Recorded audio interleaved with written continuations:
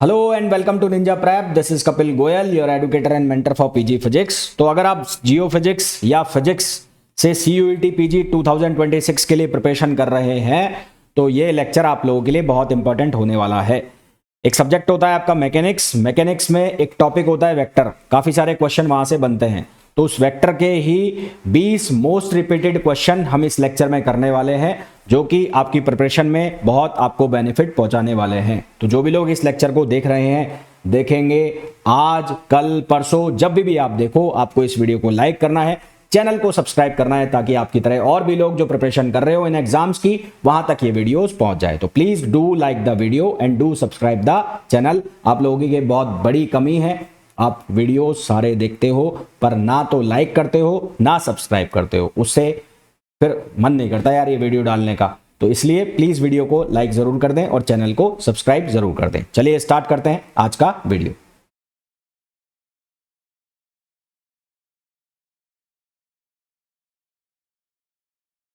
तो बहुत basic type के ये क्वेश्चन है ना। और मेरे समझ में अगर किसी को थोड़ा बहुत नॉलेज है, कुछ आता है पहले से, तो ये क्वेश्चन आप आराम से कर भी सकते हो।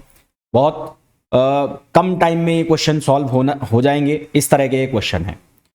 तो पहला जो क्वेश्चन आपको दिख रहा है उसमें आपको एक ट्राइंगल बना के दिखाया गया है और आपसे पूछा है कि इस ट्राइंगल के लिए इनमें से कौन सा स्टेटमेंट सही है।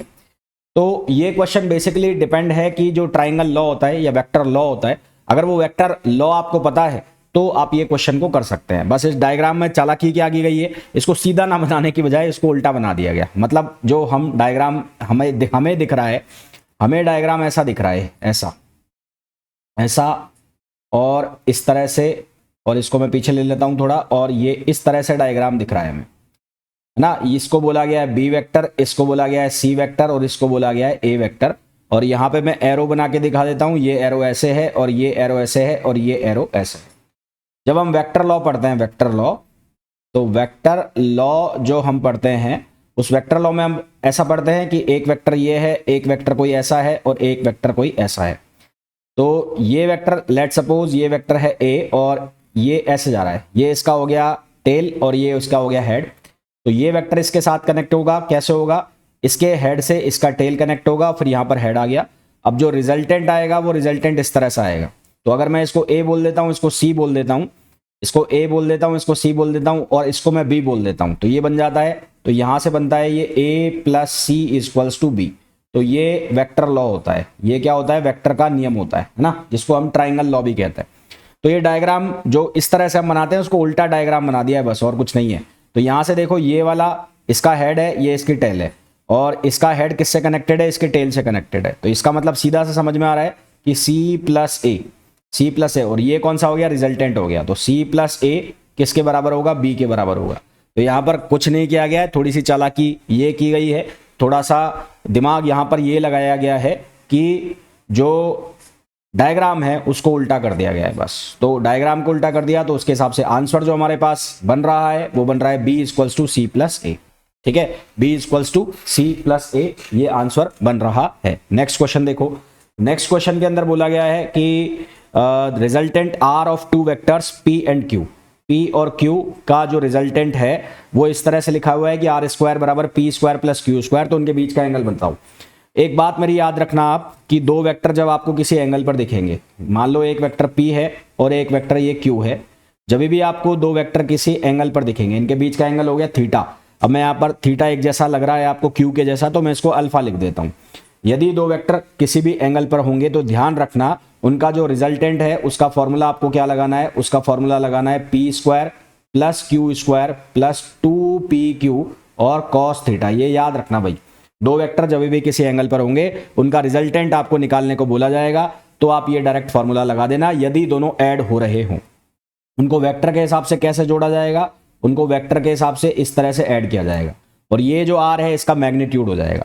अब दोनों साइड यदि स्क्वायर करोगे तो ये बन जाएगा आर स्क्वायर बराबर P square plus Q square plus 2pq cos theta, ये बन जाएगा। अब आपको गिवन है, गिवन क्या है कि आर स्क्वायर बराबर P square plus Q square, ये हमें गिवन है। गिवन क्या है, गिवन है कि आर स्क्वायर बराबर P square plus Q square, ये गिवन है। तो हम क्या करेंगे, ये वैल्यू को यहां पर रख देंगे आर स्क्वायर की जगह। तो यहां पर मैंने रख दिया P square plus Q square, equals to, यहां पर क्या हो गया P square plus Q square plus 2pq और कॉस थीटा, ये बन गया साहब। अच्छा ये बन गया तो क्या होगा, पी स्क्वायर से पी स्क्वायर उड़ जाएगा, क्यू स्क्वायर से क्यू स्क्वायर उड़ जाएगा। तो यहां से हमारे पास बचेगा क्या, हमारे पास बचेगा 2pq कॉस थीटा बराबर 0। इसको हम ऐसे भी लिख सकते हैं कॉस थीटा इक्वल्स टू 0। अब कॉस थीटा 0 कब होगा, जब थीटा की वैल्यू कितनी हो जाएगी 90 डिग्री। कॉस थीटा 0 कब होता है, जब थीटा 90 डिग्री हो जाता है। तो हमारे पास जो आंसर आ जाएगा वो क्या आ जाएगा, डी आ जाएगा, है ना। तो बहुत बेसिक कॉन्सेप्ट अगर वेक्टर के आपको पता है तो इन क्वेश्चंस को आप बहुत आसानी के साथ कर सकते हो।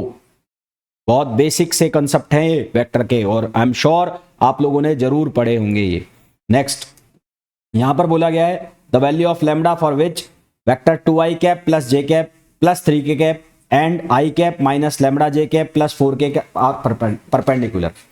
दो वेक्टर एक दूसरे के परपेंडिकुलर हैं तो उसकी कंडीशन बनती है। जैसे कि मान लो दो वेक्टर ऐसे लिखे हुए हैं a1 i कैप, एक लिखा हुआ है b1 j कैप और एक लिखा हुआ है c1 k कैप। एक वेक्टर लिखा हुआ है a2 i cap plus b2 j cap plus c3 k cap, ऐसा लिखा हुआ है। तो एक दो कंडीशन बता रहा हूं, वो याद रखना, आपको बहुत काम आएंगे क्वेश्चंस करने के लिए। कंडीशन क्या है, यदि दो वेक्टर एक दूसरे के परपेंडिकुलर होता है, इसको मैं नाम दे देता हूं a वेक्टर और इसको नाम दे देता हूं मैं b वेक्टर। तो if a perpendicular to b, यदि a b के परपेंडिकुलर होता है तो यहां पर एक कंडीशन बन जाती है a1 a2 plus b1 b2 plus c1 c2 equals to 0। ये याद रखना भाई, इस तरह के बहुत क्वेश्चन आपको देखने को मिलेंगे। डायरेक्ट ये कंडीशन लगाना, आंसर निकल जाएगा। और यदि a और b एक दूसरे के पैरेलल होते हैं, a और b एक दूसरे के पैरेलल होते हैं तो आप ये कंडीशन मारना a1 upon a2 equals to b1 upon b2 equals to c1 upon c2। ये कंडीशन लगानी है पैरेलल वाले में, और परपेंडिकुलर वाले में कौन सी लगानी है, a1 a2 plus b1 b2 plus c1 c2 equals to 0। इन कंडीशंस को याद रखोगे, बहुत फायदा होगा, बहुत बेनिफिट मिलेगा, क्वेश्चन आराम से सॉल्व होंगे। अब हमें बोला है परपेंडिकुलर है तो कौन सी कंडीशन यूज करूंगा, ये वाली। तो 2 को मल्टीप्लाई करो 1 से, इसके कॉफिशिएंट उठाने हैं, तो 2 मल्टीप्लाई बाय 1 2 आ जाएगा। फिर j का कॉफिशिएंट 1 है, इसको लैम्डा से मल्टीप्लाई कर दो, ये आ जाएगा माइनस लैम्डा। फिर 3 को मल्टीप्लाई करो 4 से, तो ये आ जाएगा कितना 12, ये बन गया। तो यहां से ये बन गया 14 minus lambda, 14 minus lambda equals to 0। तो लैम्डा की वैल्यू कितनी हो गई, 14 हो गई। तो लैम्डा की जो वैल्यू है वो कितनी हो गई, 14 हो गई। आंसर जो आ जाएगा वो कितना आ जाएगा, 14 आ जाएगा। नेक्स्ट यहां पर पूछा है कि ए वेक्टर परपेंडिकुलर टू, अब इसके कौन सा वेक्टर परपेंडिकुलर होगा ये हमें बताना है। ध्यान रहे दो वेक्टर एक दूसरे के परपेंडिकुलर होते हैं तो उनका डॉट प्रोडक्ट क्या होता है, 0 होता है। मैं यहाँ नोट लगा के लिख भी देता हूं, मैं नोट लगा के लिख देता हूं यहां पर कि if two vectors are perpendicular to each other, if two vectors are perpendicular to each other, are perpendicular to each other, then their dot product is 0, then their dot product is 0। तो उनका जो dot product है वो क्या होता है, 0 होता है। तो यहां पर आप डॉट प्रोडक्ट करा के देख लो, जहां पर डॉट प्रोडक्ट 0 आ जाएगा वही परपेंडिकुलर हो जाएगा। पहला ऑप्शन अगर आप चेक करते हो तो पहले ऑप्शन में 4i cap minus 3j cap, इसका डॉट प्रोडक्ट कराओ आप 4i cap plus 3j cap के साथ। डॉट प्रोडक्ट कराने का मतलब है 4 को 4 से मल्टीप्लाई कराओ और 3 को 3 से मल्टीप्लाई कराओ। तो 4 को 4 से कराओगे तो 16 और 3 को 3 से कराओगे तो बनेगा 9 और माइनस साइन आ जाएगा। तो ये 0 के बराबर नहीं आ रहा है, तो पहला तो कट गया। अब दूसरा चेक कराओ, दूसरा चेक कराओगे तो 4i माइनस 3j, इसका डॉट प्रोडक्ट कराना है किसके साथ, k के साथ, 7k के साथ। तो i का k के साथ डॉट प्रोडक्ट होगा तो क्या बनेगा 0, j का k के साथ डॉट प्रोडक्ट होगा तो क्या बनेगा 0। तो आंसर क्या आ जाएगा 0, यानी कि 7k इनके परपेंडिकुलर है और वैसा भी पता लग रहा है। तो हमारे पास B सही आंसर हो गया। बाकी के चेक कर लो। और C को अगर आप चेक करोगे तो C को चेक करोगे तो 4i माइनस 3j और इसका डॉट प्रोडक्ट कराओ आप 6i के साथ, तो 6 का 4 के साथ होगा 24, यानी कि ये नॉन जीरो हो गया। नॉन जीरो हो गया तो यानी कि ये भी नहीं है। अब फोर्थ ऑप्शन को आप चेक करा लो, फोर्थ ऑप्शन को चेक कराओगे तो 4i माइनस 3j का आपको डॉट प्रोडक्ट कराना है 3i प्लस 4j के साथ। तो 4 को 3 से मल्टीप्लाई कराओ कितना आएगा 12, और 3 को 4 से मल्टीप्लाई कराओ तो -12, तो ये 0 बन गया और ये 0 बन गया, इसका मतलब ये भी सही है। तो आपके पास जो सही आंसर आ जाएंगे वो कौन कौन से आ जाएंगे, बी और डी। सही आंसर जो आपके पास आ जाएंगे वो कौन कौन से आ जाएंगे, बी और डी। नेक्स्ट क्वेश्चन देखो, नेक्स्ट क्वेश्चन में बोला है 2 vectors of same magnitude have resultant equal to either. 2 vector है जिसका मैग्नीट्यूड सेम है। मैं ऐसा मान लेता हूं, पहले एक वेक्टर है ले लिया मैंने a, और a किसके बराबर है, a के बराबर है, और एक वेक्टर ले लिया b, वो भी किसके बराबर है, a के बराबर है, और इनका जो रिजल्टेंट आता है वो भी किसके बराबर है, a के बराबर है। यानी कि हमारे पास जो एक कंडीशन बनती है कि r vector equals to a vector plus b vector, तो यहां से हम ऐसा लिख लेते हैं कि a वेक्टर बराबर a vector plus a vector. अच्छा, इसके बाद यहां पर इसका मैग्नीट्यूड का फॉर्मूला जो हम लिखते हैं वो लिखा जाता है a square plus b square plus 2ab cos theta, ऐसा कुछ लिखा जाता है। तो इसी तरह से इसको यहां पर भी लिखूं तो a, ये r की जगह क्या आ जाएगा, a इक्वल्स टू, यहां पर क्या बन जाएगा, ये बन जाएगा a स्क्वायर प्लस b किसके बराबर है, a के बराबर है ना, इसलिए क्या हो जाएगा a, और ये हो जाएगा 2a square cos theta.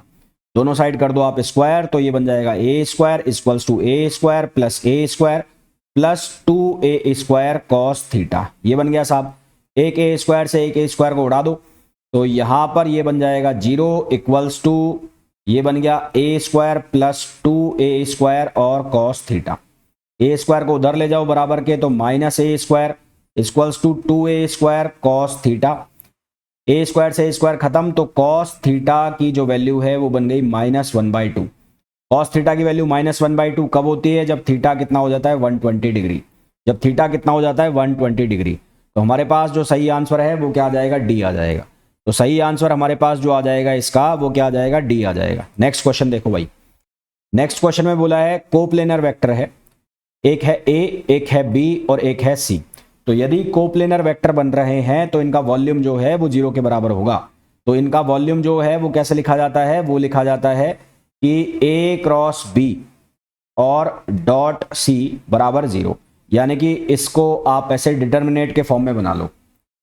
Determinate के फॉर्म में बनाओगे तो ये आ जाएगा 2 - 1, आपको सिर्फ इनका कॉफिशिएंट उठाना है, और यहां पर आ जाएगा 1, यहां पर आ जाएगा 1, यहां पर आ जाएगा -2, यहां पर आ जाएगा 3, यहां पर आ जाएगा 3, यहां पर आ जाएगा अल्फा, और यहां पर आ जाएगा 5, और इसको किसके बराबर करना है, 0 के बराबर करना है।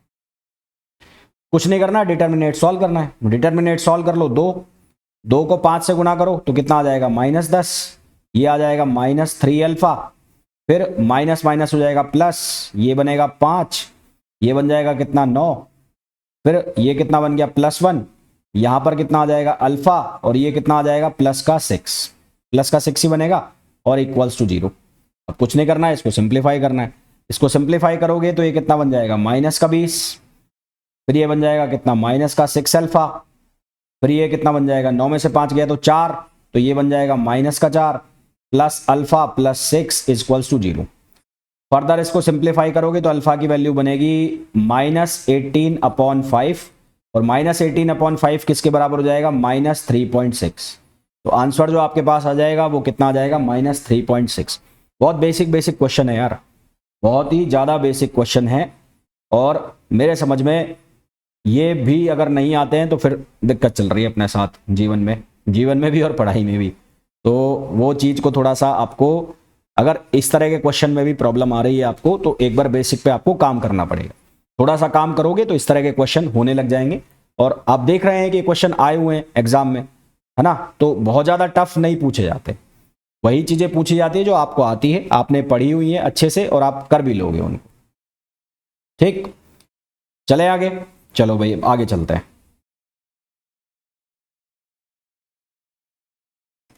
नेक्स्ट क्वेश्चन देखो, नेक्स्ट क्वेश्चन के अंदर बोला है द एंगल बिटवीन 2 वेक्टर्स। दो वेक्टर दिए हैं तो उनके बीच का एंगल बताना है। ध्यान रहे, जब भी आपको एंगल निकालना है, एक फॉर्मूला आपको बता देता हूं, a डॉट बी, a और b का डॉट प्रोडक्ट जो होता है उसको लिखते हैं ए बी कॉस थीटा।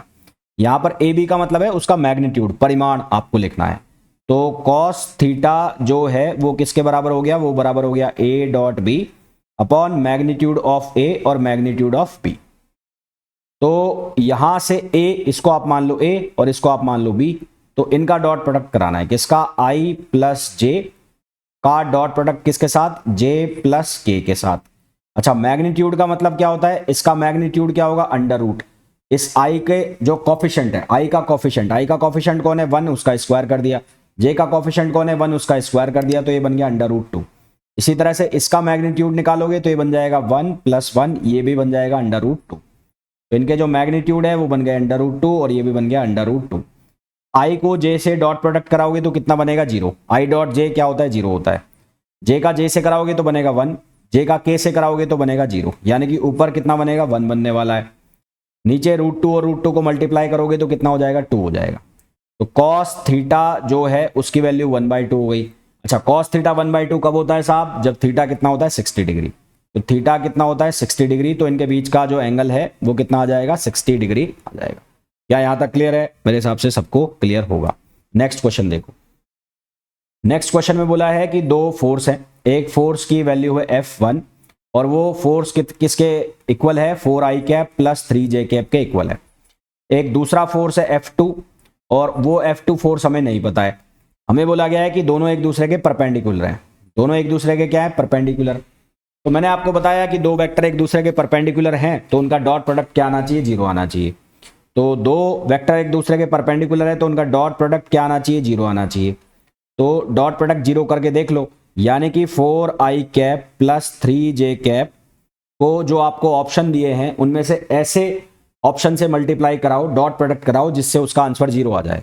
भाई यहां साफ साफ देखो, अगर आप पहला ऑप्शन ए को चेक करते हो तो ऑप्शन ए में इसको आप 4i cap plus 3j cap से डॉट प्रोडक्ट कराते हो तो ये जिंदगी में 0 नहीं आएगा। क्यों नहीं आएगा, क्योंकि 4 × 4 आपको कराना पड़ेगा, ये 16 बनेगा, और 3 × 3 आपको कराना पड़ेगा, ये बन जाएगा 9, तो ये तो 0 नहीं आ रहा, यानी कि पहला ऑप्शन खत्म। दूसरा ऑप्शन आप चेक करते हैं तो आप 4i cap plus 3j cap का डॉट प्रोडक्ट कराओ किसके साथ, 6i कैप के साथ।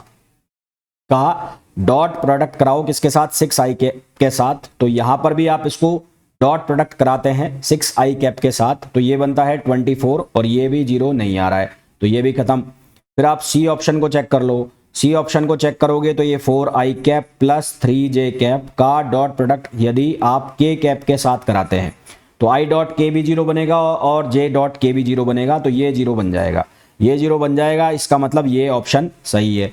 फिर अगर आप डी को चेक करते हैं तो डी भी नहीं बनेगा, डी भी नहीं बनेगा।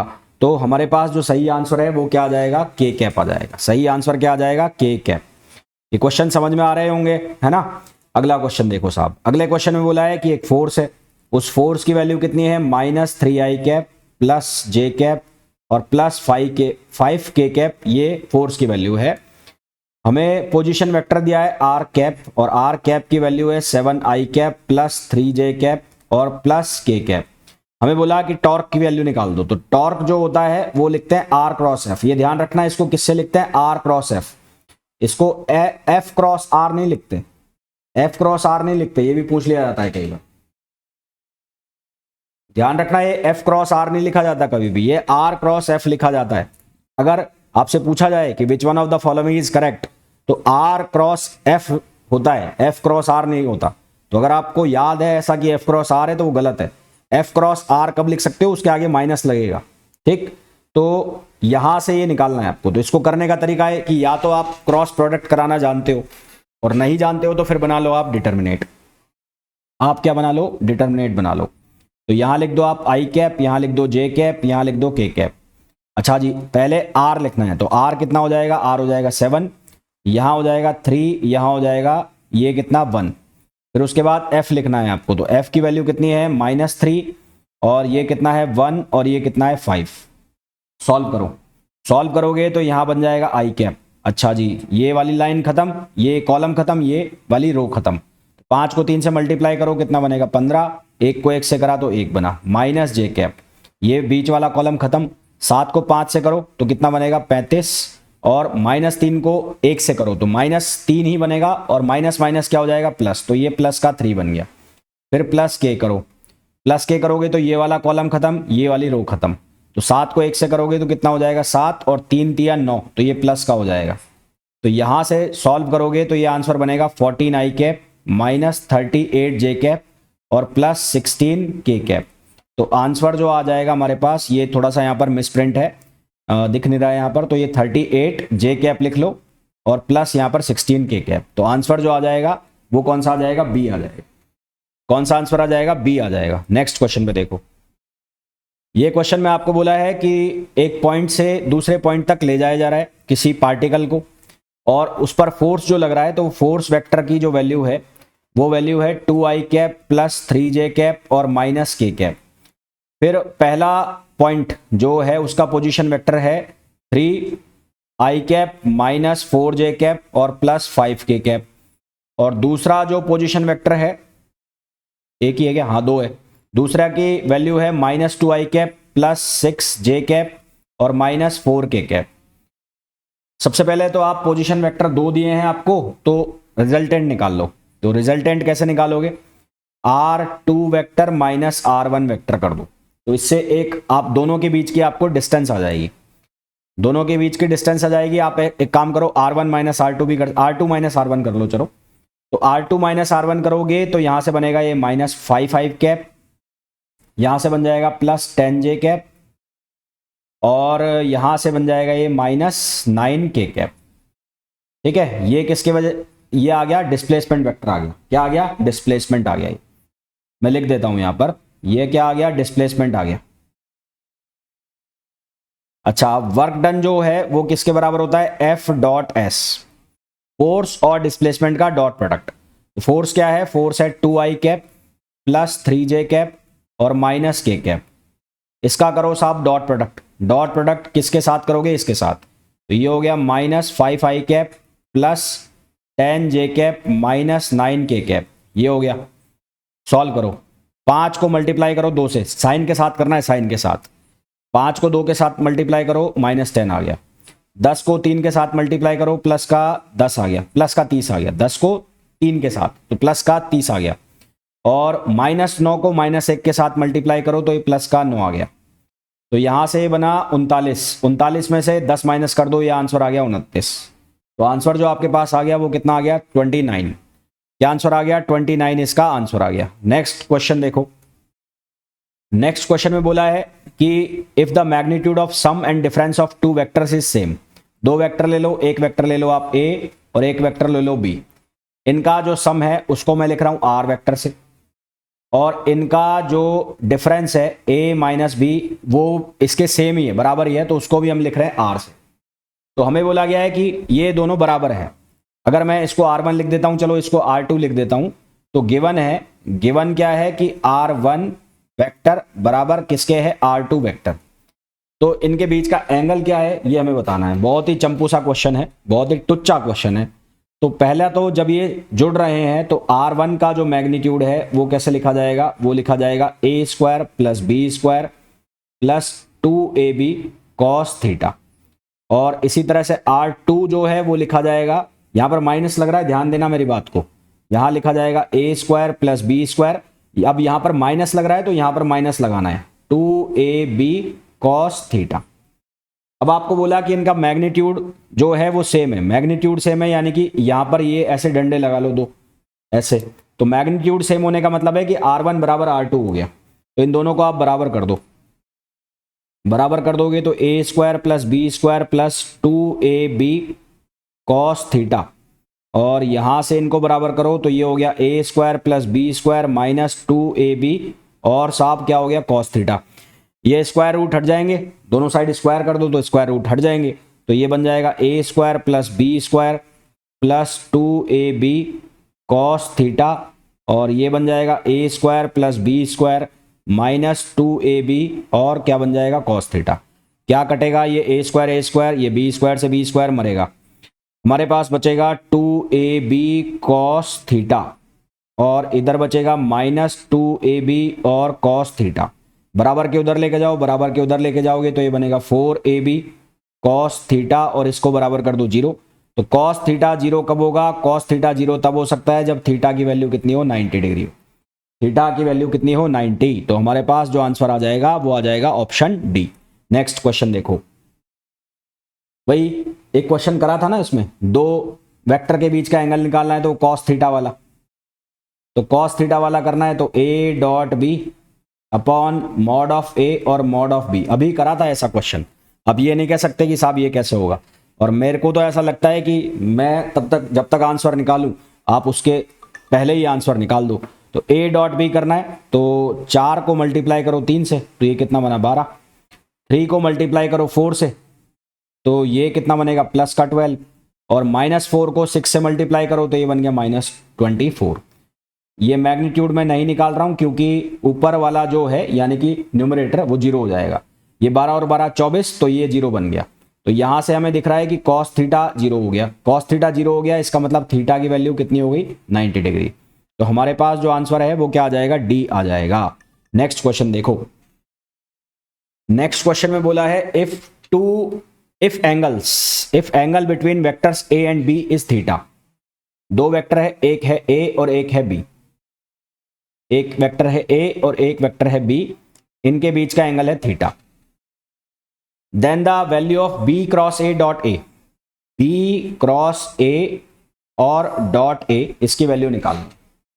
अब एक बात यहां पर ध्यान देने वाली ये है कि दो वेक्टर का जब भी क्रॉस प्रोडक्ट होगा, यानी कि बी क्रॉस ए जो आएगा वो बी क्रॉस ए, मान लो वो सी वेक्टर बन रहा है, मान लो मान लिया, तो ये सी वेक्टर बन रहा है, ये सी वेक्टर परपेंडिकुलर होगा किसके, बी के भी परपेंडिकुलर जाएगा, और ये सी वेक्टर ए के भी परपेंडिकुलर जाएगा। ये बात आपको याद रखनी है। ये सी वेक्टर जो बनेगा क्रॉस प्रोडक्ट का रिजल्ट जो बनेगा ये दोनों के परपेंडिकुलर जाएगा, ये बी के भी परपेंडिकुलर जाएगा और ए के भी परपेंडिकुलर जाएगा। तो ये B cross A dot A निकालना है आपको, तो ये बी क्रॉस ए किसके बराबर हो गया, ये सी के बराबर हो गया, और यहां से ये हो गया सी डॉट ए। अब मैं कह रहा हूं कि सी ए के परपेंडिकुलर होगा, तो सी डॉट ए हो गया कुल मिलाकर, तो सी डॉट ए क्या बन जाएगा, ये हो जाएगा सी ए कॉस थीटा। और यहां लिखा हुआ है साफ साफ कि जो सी और ए है वो एक दूसरे के परपेंडिकुलर है, तो ये हो जाएगा सी ए और ये हो जाएगा कॉस 90 डिग्री।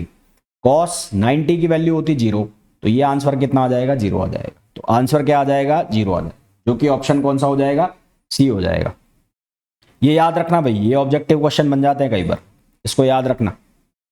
ये प्रॉपर्टी भी आप बोल सकते हो, ये जो क्रॉस प्रोडक्ट है उसमें उसकी प्रॉपर्टी बोल सकते हो कि जो क्रॉस प्रोडक्ट का रिजल्ट आता है वो बाकी के दो वेक्टर्स हैं उनके परपेंडिकुलर होता है हमेशा। नेक्स्ट, ये क्वेश्चन मैं नहीं कराऊंगा, यहां पर आपको फॉर्मूला लगाना है T equals to R cross F.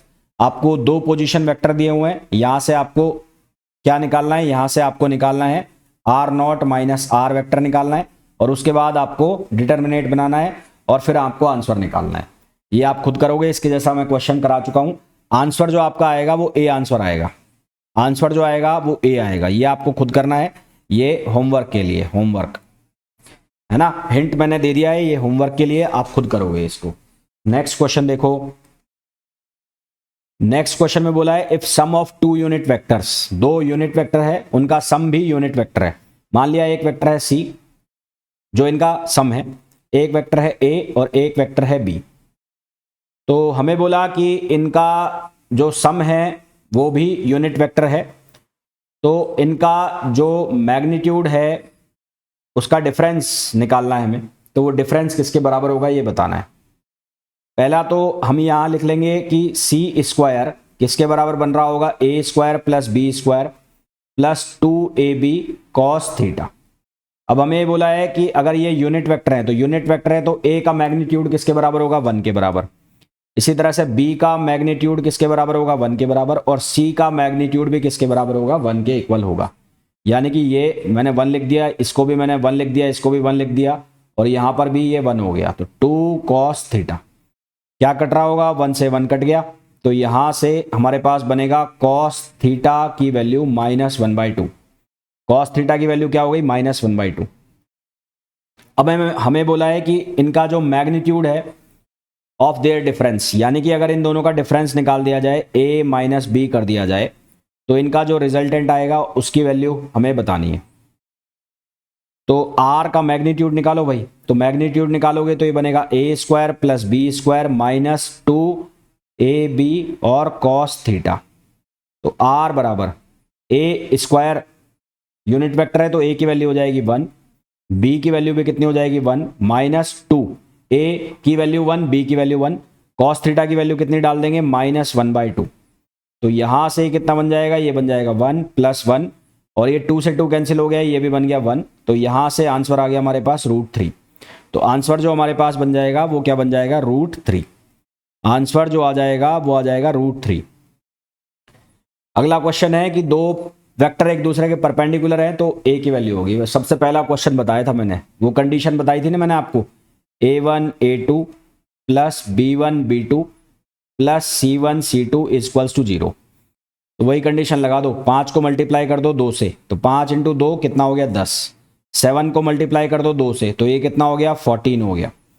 -3 को मल्टीप्लाई करो -a से, तो ये हो गया प्लस का 3a और ये किसके बराबर हो गया 0।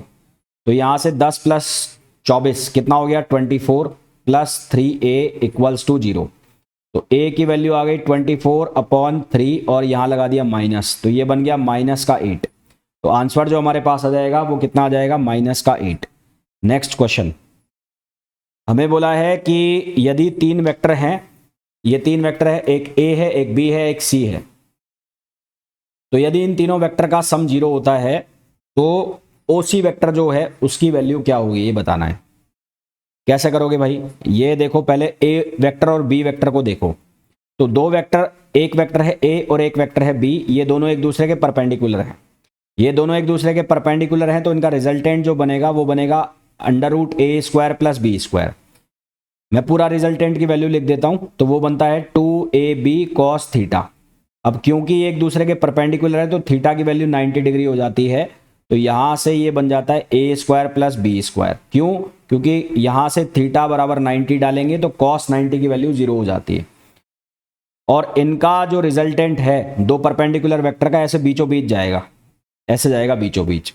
तो ये 5 का है, ये भी 5 का है, तो r की वैल्यू कितनी हो जाएगी, r की वैल्यू हो जाएगी 5 का स्क्वायर प्लस 5 का स्क्वायर। 5 का स्क्वायर 5 का स्क्वायर 5 कॉमन आ गया, 5 √2, यानी कि ये वेक्टर बनेगा 5 √2। तो ये दोनों वेक्टर एक दूसरे को कैंसिल करें, उसके लिए जरूरी है कि दोनों का मैग्नीट्यूड सेम होना चाहिए। तो अगर ये 5 √2 का है तो ये भी कितने का होना चाहिए, 5 √2 का ही होना चाहिए, तभी तो 0 होगा, क्योंकि बोला है कि इनका सम तीनों का 0 है। तो इन दोनों का रिजल्टेंट मैंने निकाल लिया, ये r आ गया। अगर ये 5 √2 आया है तो ये भी कितना आना चाहिए, 5 √2 ही आना चाहिए, तभी ये 0 होगा, नहीं तो 0 नहीं होगा। तो हमारे पास इसका आंसर क्या आ जाएगा, डी आ जाएगा। नेक्स्ट क्वेश्चन देखो, the cross product of 2 polar vectors will be. Polar vector का जो क्रॉस प्रोडक्ट होता है वो एक्सियल वेक्टर होता है। क्या होता है, एक्सियल वेक्टर। एक्सियल वेक्टर का मतलब क्या होता है, वो वेक्टर जो एक्सिस ऑफ रोटेशन के अलोंग काम करे, वो vector which act along axis of rotation, अब इस बात का क्या मतलब है, इस बात का ये मतलब है कि एक्सिस ऑफ रोटेशन जैसे साइकिल का पहिया है, ये साइकिल का पहिया है ना, ये साइकिल का पहिया है। तो इस साइकिल के पहिए में एक हब होता है, ऐसे ये शाफ्ट हो गई।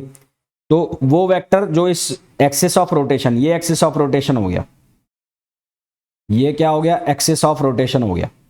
तो जो वेक्टर एक्सिस ऑफ रोटेशन के अलोंग काम कर रहे होते हैं उनको हम एक्सियल वेक्टर बोलते हैं। जैसे कि omega, angular velocity, angular acceleration, है ना, ये सारे क्या होते हैं, एक्सियल वेक्टर होते हैं। जैसे एग्जांपल के लिए अगर मैं लिखूं तो एंगुलर वेलोसिटी, एंगुलर